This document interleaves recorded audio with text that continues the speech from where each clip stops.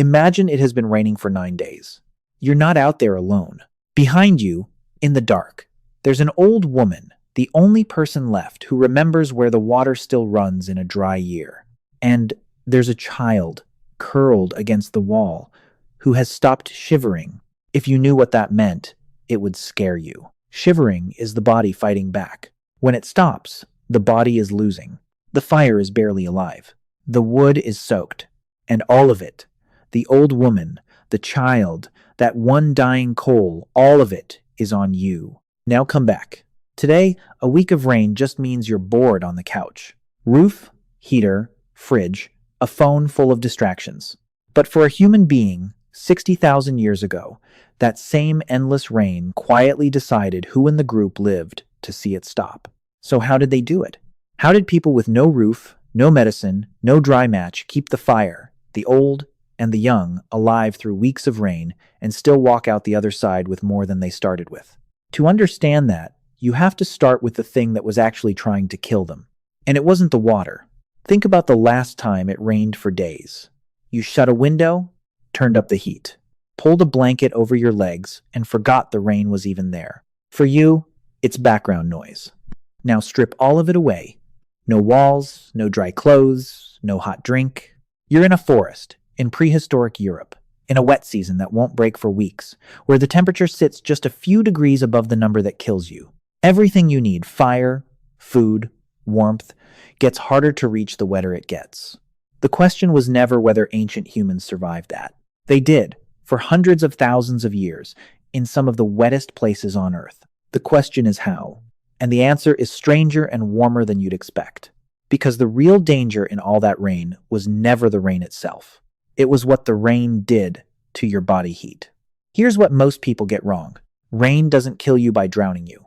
It kills you by stealing your heat. Water pulls warmth off your body about 25 times faster than air does. Soak your clothes, and you bleed heat 20 to 25 times quicker than dry. You don't need snow. You don't need ice. Wet skin, a little wind, and a temperature around 10 degrees Celsius, an ordinary spring night, can tip a body into hypothermia in a few hours. That child who stopped shivering back in the shelter? This is what's happening to them, right now.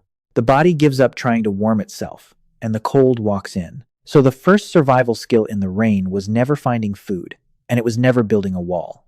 It was holding on to heat. And the single most important thing in that whole shelter wasn't even a person. It was the fire. Try starting a fire from scratch, in the rain, with your bare hands and no matches. Almost nobody could do it, which is exactly why ancient humans mostly didn't. They didn't make fire when they needed it. They kept it the way you think about electricity. Not an event. Infrastructure. Something alive you feed and shield and never, ever let die. Some hearths at ancient sites show signs of burning for years. Not lit and relit. Maintained. And when they had to move, they carried it. Embers tucked into slow-burning fungus or bark, still glowing hours later on the trail. We know this isn't a guess, because we found a man who did it. Otzi, the Iceman frozen in the Alps about 5,300 years ago, was carrying a full fire kit in his pouch. Tinder fungus. Flint, a lump of iron pyrite for striking sparks. Even then, losing your fire was serious enough that you carried a backup for it. There's a reason birch bark turns up again and again as tinder. It's full of a waxy resin called betulin that sheds water and likely catches even when it's damp.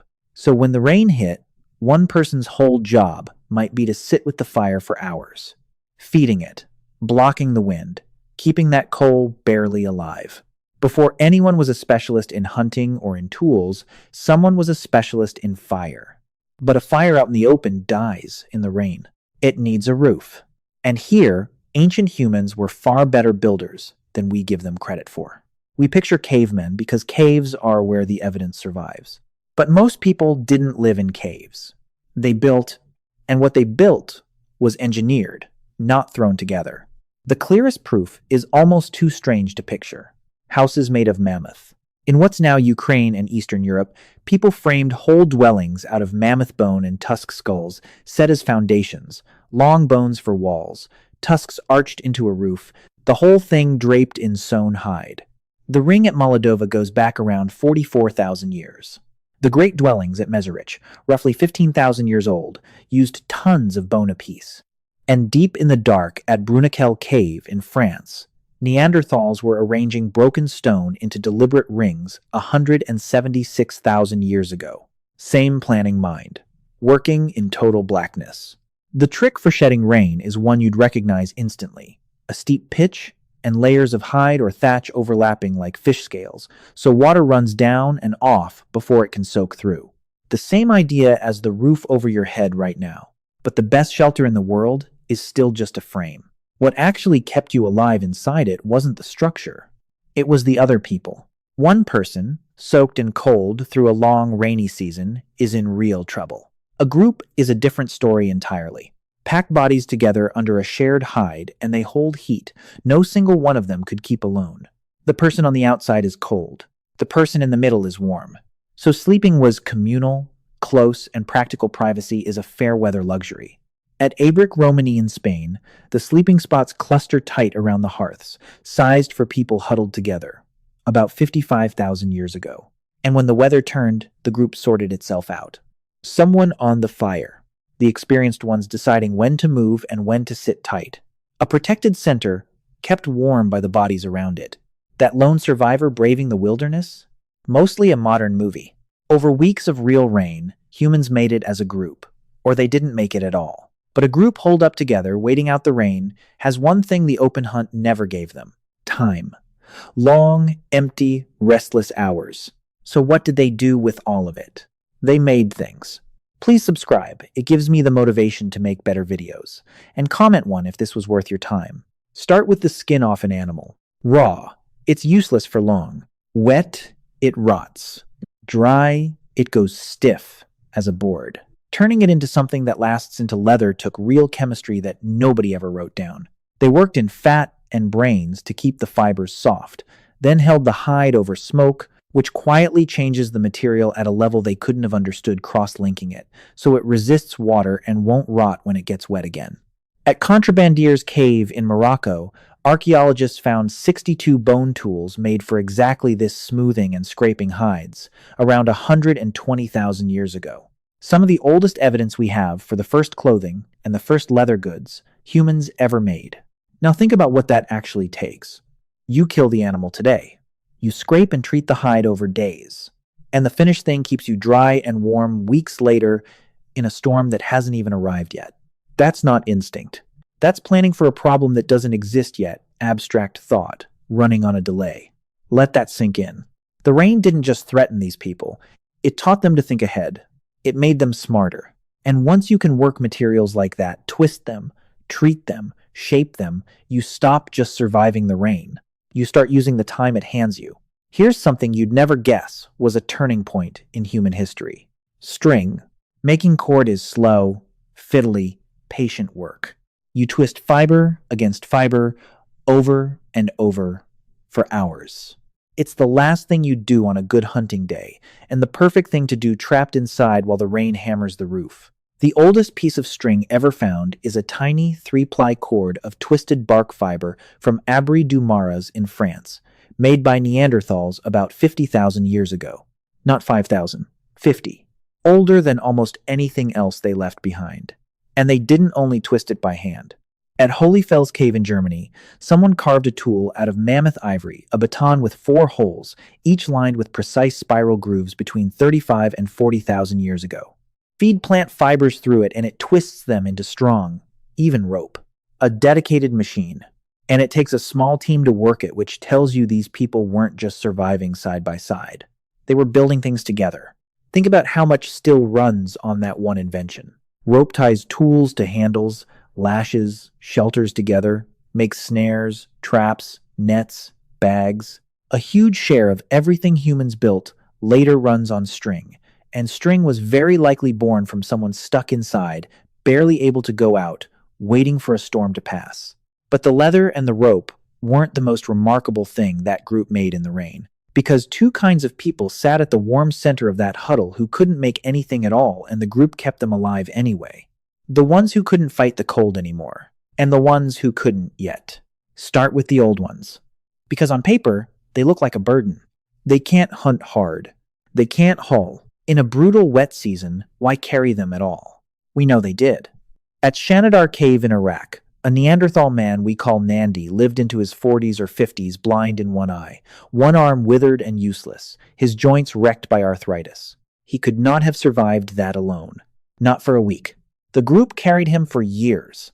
In France, the old man of La Chapelle aux Saints had lost nearly all his teeth and could barely chew. So someone, around 50,000 years ago, was softening his food for him. Why bother?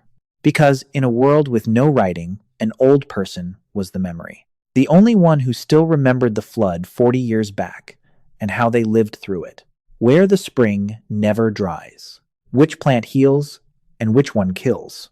Lose an elder, and you didn't just lose someone you loved. You lost the whole library, all at once. Keeping them alive wasn't sentiment. It was survival. And at the other end of that same fire sat the reason any of it mattered in the first place. The children. They were kept dead center. Warmest spot, closest to the fire, ringed by bodies. And the people around them didn't just keep them breathing.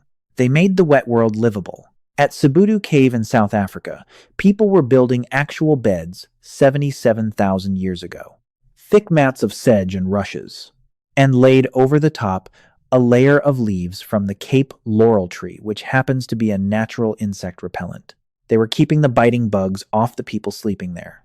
And, starting around 73,000 years ago, they burned the old bedding and laid down fresh. Pest control. 77,000 years before anyone had a word for it. That's not bare survival. That's someone making a home. And they protected people who could never pay it back.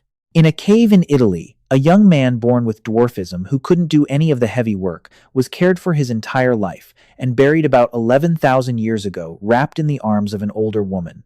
A group that keeps its weakest has quietly decided the weak are worth keeping. And that decision is as old as we are. All of it. The fire, the leather, the rope, the old, the young, ran on one last thing. The rain forced them to get right. Food. And who got to eat. Again, subscribe if this is landing. And comment one below if you want another video. Rain doesn't pause hunger. And it hides the animals. So the whole game changed. First, they planned ahead. People dug storage pits into cold earth and packed away meat and rendered fat at Kostenki. At Mezi-rich food set aside on purpose for the weeks when there'd be nothing. Foresight again. Then they ate whatever the rain did bring. Snails come out in the wet. You find their shells heaped in ancient hearths. Fish run in the flooded rivers. Worms surface. The menu just changed with the weather, and the people paying attention ate fine. But the rule that really mattered was the one about sharing. In every hunter-gatherer group we've ever studied, the lean wet stretch is when you share the store, you don't hoard it. A well-fed person hiding food in a starving group isn't a survivor. They're just the next one to fall. Sharing wasn't a kindness they could afford. It was the machine that carried the whole band to the dry season. So picture that group one more time, deep into the rain. Fire lit. Rope drying. The old and the young warm in the middle. Food going hand to hand. And now picture yourself. You, on the couch. Phone in your hand. Rain on the window. A little bored. Almost everything that once kept them alive, you can just buy now. Gore-Tex for the hide. A thermostat for the fire someone used to guard all night long. A supermarket for the storage pit. A hospital for the old man and the sick child the group used to carry themselves. Even the fire circle, that warm center where people talked and taught and kept each other going. You're holding a small, glowing version of it in your hand right now. Here's the thing the rain taught them. It didn't just teach humans to stay alive. It taught them to make things. The leather, the rope, the tools we still run on. And it taught them to keep each other alive. The old, the young, the weak, carried through the wet by everyone else. We made the rain harmless. That's a real achievement. But somewhere along the way, we quietly handed off the fire circle, the place where making something and caring for someone used to be the exact same act. Honestly, the part that stays with me isn't the leather, or the rope, or the beds.